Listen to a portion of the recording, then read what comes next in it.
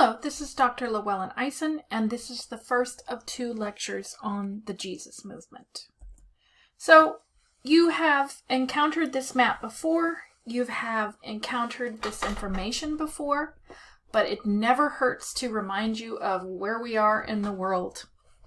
So we've explored some of the social and political context of the 1st century Roman Empire.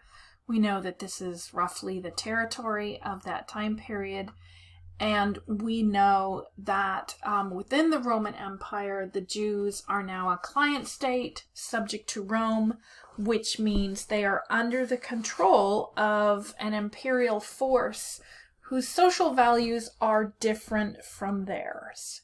Now, as you know, as you have learned, as you've read, and as I have said, Roman policies towards the religions and the customs of conquered people were, for the most part, pretty tolerant.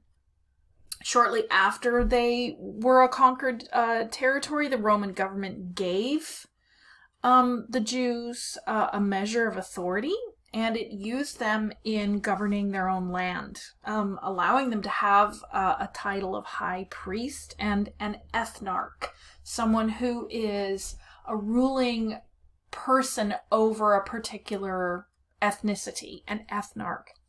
Now, in the case of the Jews, this was Herod the Great. He was appointed as the king of Judea by the Romans in 40 BCE.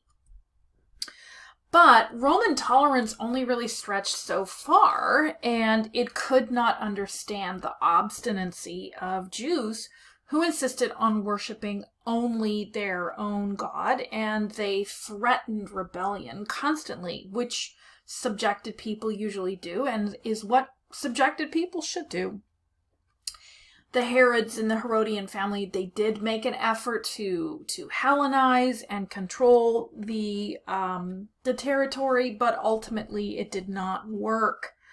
When Herod placed a Roman eagle at the entrance to the temple, there was an uprising which he had to suppress by force. And his successors followed this policy. They built new cities, they encouraged Hellenization, and they encouraged the immigration of Gentiles into the territory, but there was almost constant rebellion. In fact, in 4 BCE, which is approximately the date when Jesus was born, 4 years before the Common Era, there was a revolt in the city of Sepphoris or Zipori. The city was entirely destroyed by the Romans, and they crucified 2,000 Jewish men.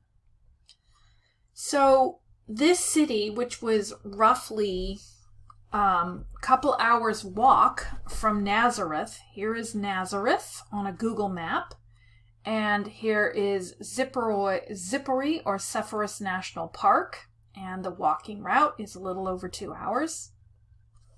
This is a city that, because it was a rich city, was being reconstructed during the time when Jesus was growing up, which means that as he walked into the city, likely with his father, with whom he worked, he would have seen the evidence of Roman destruction.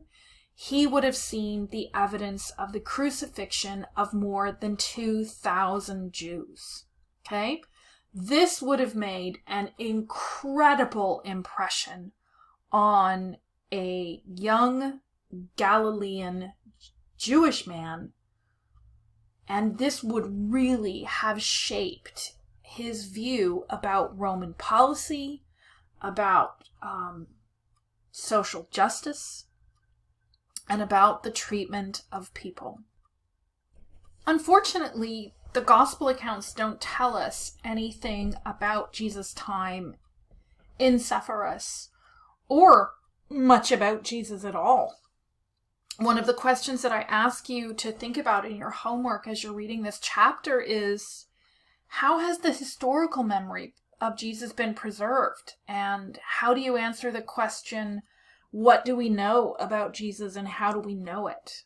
The problem is we have to rely on the texts that were written by people who either weren't there or didn't know Jesus. And so we have to read it with a careful degree of skepticism. What we do know is what the gospel writers really want us to know, and mostly what they want us to know is what is useful for what they have to say. We do know that the accounts sometimes disagree with one another or they're incomplete. It's really important to remember or to keep in mind, if you didn't know this already, that the gospel accounts are not 4 parts of one story. They're 4 distinct accounts. We also need to keep in mind that the gospel writers were shaped by their own context, and these contexts were all different, just like Jesus' own context was different. What we don't know is what Jesus looked like. We don't know most of the events of Jesus' life. We don't know who the authors of the accounts were, and we don't know what the core text is. Here is the little that we know. We know that Jesus was Jewish. We know that he was from Galilee. We know that he had a short career as a healer and a teacher. And we know that he was arrested and that he was tried and executed for political crimes. And we also know that the core of what was really a very undisciplined movement survived, in spite of the fact that most of these messianic cults dissipated once leadership had been removed.